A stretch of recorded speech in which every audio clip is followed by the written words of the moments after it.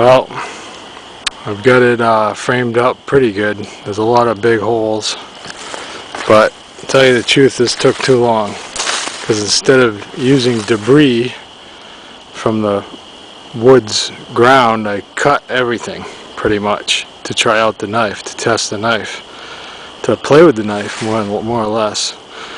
So it took a long time. So that's got too many holes really. I should cut more, but I only got about an hour of light left, so I'm gonna fill it in with the debris on top of the frame here and see if it works. I think that's enough frame support. Should work. We'll see. So I'm gonna cover it up. The more you cover it, the better. The first, you want to start out with big leafy branches. All the debris from your, that you delimbed off all the supports you made, which I got laying all over here, will work fine. Throw that all over it first, and then on top of that, anything. Pine needles, dirt, sticks, twigs, whatever, anything. Throw anything on top of the leafy vegetation. And just build it up as much as you can. Build it and build it and build it. A good foot, 2 feet, 3 feet is better. Whatever you can throw on there, just pile it up. So I'm going to do some until it gets, I can't do a lot. I want it to be light enough to film. Like I said, this took longer than it should have because I chopped and cut everything instead of using sticks laying around, which there is plenty of. But anyway, putting the Bark River to use, the Bravo, that's for sure. Lots of cutting there. Look at all the cuts I made. Everything was cut. All that. Both ends. So lots of cutting. Well, it's really not done.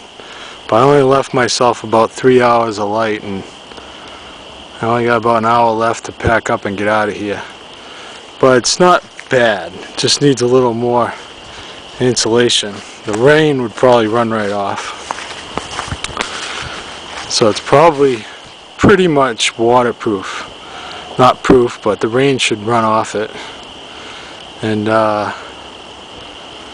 kind of camouflaged, huh?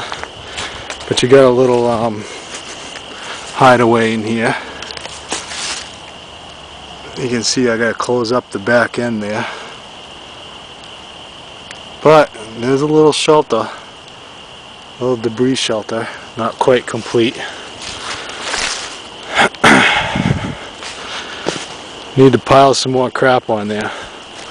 There's a few holes. Definitely want to plug up that hole in the back here and have a good leafy branch that you can pull across the entrance after you climb in so that your heat doesn't escape totally. Of course, this isn't going to retain all your body heat, but the idea is to retain enough of it so you can live. That's the goal. And if you have a rain jacket, you can stuff a little bit, you'll be just fine. Even without a rain jacket, you should live with this, as long as you build it up some more.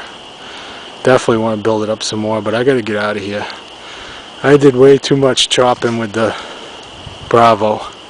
So let's go home and take a look at that edge. I'll show it to you when I get back to the old testing table.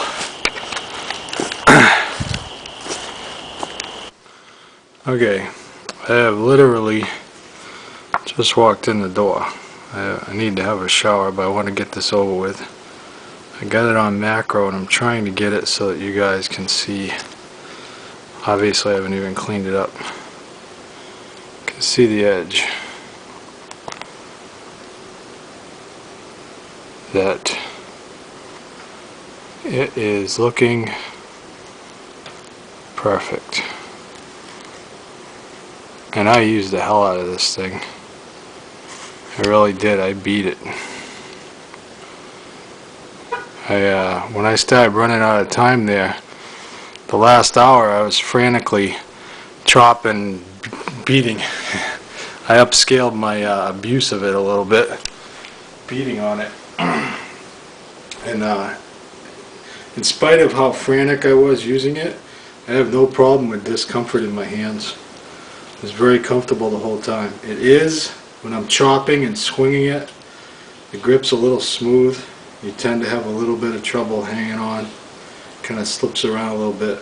And I did take off the wax, but it's still, I might have to rough it up a little more or something, because it seems a little, it's fine when you're batoning or carving or using it any normal way, but just when you're swinging it, chopping, it's a little slick when you're really swinging it.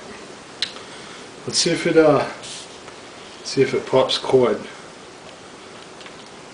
and then I'll shave with it. Of course, if it pops cord, it's going to shave. Tip first. I didn't use the tip a lot, so that should easily pop. Belly, yep, no problem. Straight part here, yep. Now right where I was doing all the chopping, not clean, not clean. It cuts it, but not clean. Of course, we expect that after all that abuse. Now let's see if it shaves. Don't mind my noisy neighbors. Got it on macro, so I'll try and get right up in there. I don't know if it'll shave. It should.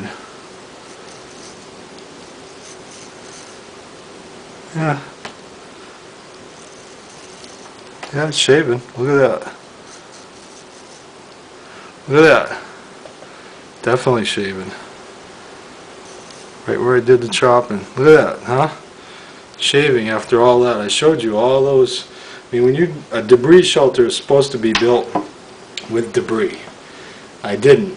The entire structure, the whole frame, everything was done with live wood that I chopped every piece and delimbed every piece with this thing. I haven't sharpened it. Feels great. Haven't sharpened it, haven't done anything. Shaves real nice. Nice and clean. Real nice. You know, pops cord. Doesn't quite cut it clean. I mean, of course it's going to lose some edge. But I'll strop this thing right up to razor sharp again. Scalpel sharp in no time. And I'm going to do a video on my sharpening of 0 convex grinds. Probably using this one. So, anyways, definitely a thumbs up on this sucker. It's awesome. My favorite knife. I don't see it being replaced anytime soon. And it was a good thing getting rid of that. No doubt. That was a good thing. Much better without it. Doesn't get in the way of batoning. Doesn't get in the way when you're delimbing, doing whatever. All it was in the way before. Didn't help me a bit. So, I gotta go have a shower. And yes, this is a real beer this time. I deserve it. Adios. Thanks, guys.